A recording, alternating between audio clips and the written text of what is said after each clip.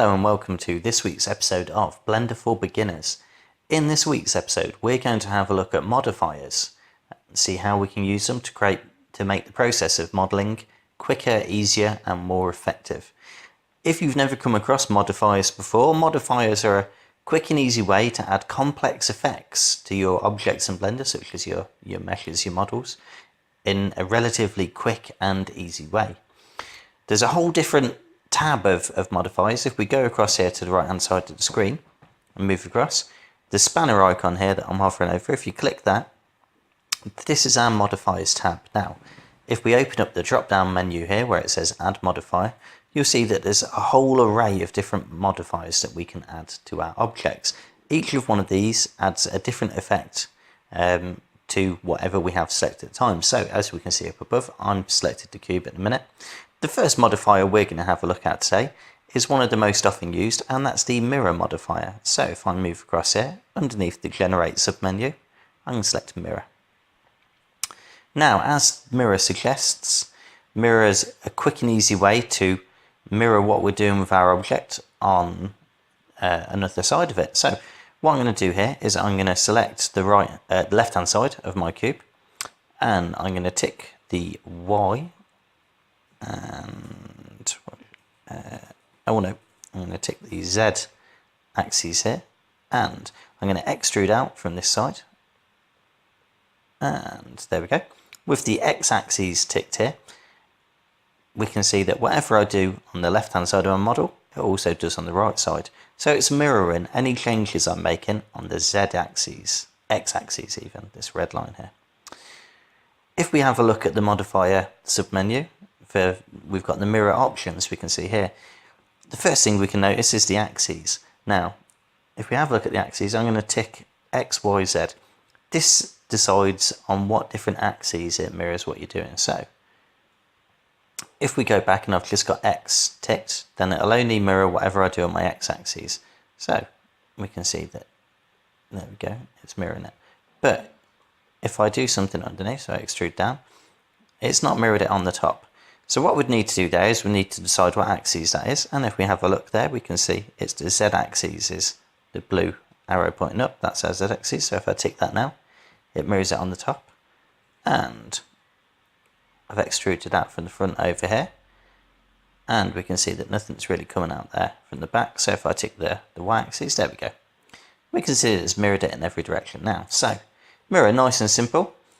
All we need to do is make sure that we select the mirror modifier and then tick the appropriate box there. Excellent.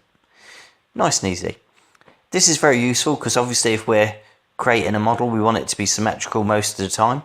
This is a quick and easy way to kind of half the work you have to do, so you don't have to go through painstakingly changing each side one at a time like I'm doing here, trying to get it to match, and then finding out later on that it doesn't match perfectly. This is a nice, quick, easy way, just with a couple of taps of the button, that we can add that on. There we go, so very useful. That's the first modifier there. I'm going to click that off.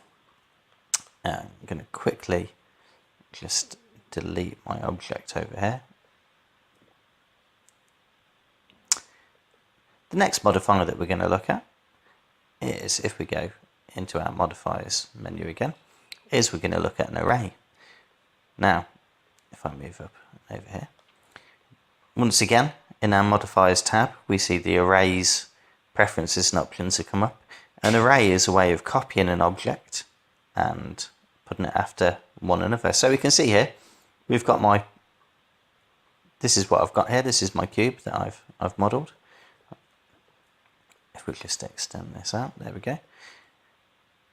The first thing in the options for the array is the count down here. Now, at the minute it's count 2, 3, 4. All it's doing is every single time it's adding on another almost instance of our object here. Arrays very, very useful for if you want to create stuff like stairs, because what we can do as well as copying the object over one after another is we can change the offset settings here. So if I drag over the first one, it offsets the object. Offsetting is another way of saying, kind of creating distance between. What I'm going to do now is go down to the third offset submenu there, the Z offset options, and I'm going to move that over. And we can see that that's a really quick and easy way if you wanted to create stairs or some simple environment kind of objects there. All it's done is quickly and easily created them, and they're all uniform, so they're all going up at exactly the same rate. And that's the array modifier, nice and easy. Now I'm just going to take it a couple of steps backwards there. And there we go.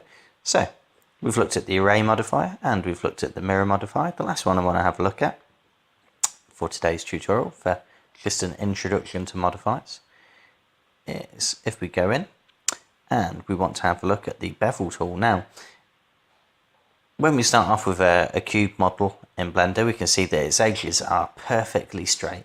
Okay, they're absolutely perfectly straight, 90 degrees from each other. But in the real world, that's not how objects look. So what we need to do to make our objects appear more ultra realistic is we can add a bevel modifier to our object, and we can see already it's starting to soften the corners and edges. Now at the minute it still looks very blocky.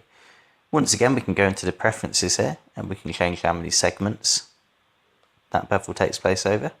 We can change the width of the bevel, so if I've increased it there, we can see it's a lot more of a soft, gentle curve, or we can move the other way so that it's a very slight bevel. So there we go, very easy, and that's very useful. Obviously anything kind of in the real world hasn't got super sharp edges, you might just want to add a little bit of a bevel to it just to take that sharp edge off. So let's delete that off. If you ever need to delete a modifier, say you're not happy with it, this X button here will remove the modifier from the object. Or if you're completely happy with it, you've got it how you want it, you can also apply the modifier to it. So I'm going to tick apply now, and we see that the modifier options have disappeared. I can't edit that modifier anymore. However, it has added it to my object, and when I go into edit mode now, we can see that I've got a lot more kind of vertices there and edges and lines to edit. We can see now that each one of those is one, so it has increased the poly count of my model by applying it. We can have more than one modifier at once, so for example I could use the array tool here, as well as having the array added. We could add the mirror tool, and we can have as many of these as we want. Just be aware that the more kind of modifiers we've got on at once, obviously the more taxing it's going to be for our computer to keep up with it. Let's get rid of a couple of those. So that's an introduction to modifiers. As you can see though, underneath the modifiers tab we've got many modifiers, and over the coming weeks I'm going to do a series of tutorials where I'm going to look at some of these in more detail. In the next couple of weeks we're going to look at the ocean modifier for creating kind of some environment, an ocean environment for a game or for a piece of 3D concept art. And we're also going to have a look at subdivision surface and how we can use multi-resolution when beginning to sculpt, or when beginning to prepare an object in Blender for 3D sculpting. Thanks for tuning in. We've hoped you've enjoyed the tutorial, and we hope you tune back in for more next week.